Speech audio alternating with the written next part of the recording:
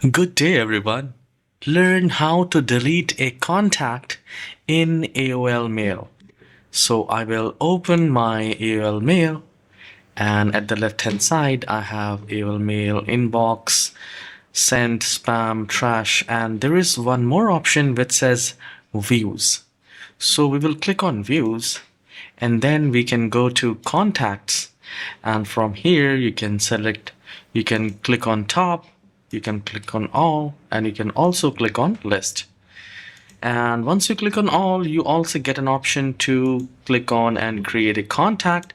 However, if you want to delete a contact, you just need to select that and just click on edit contact, and then you just have to click on delete contact.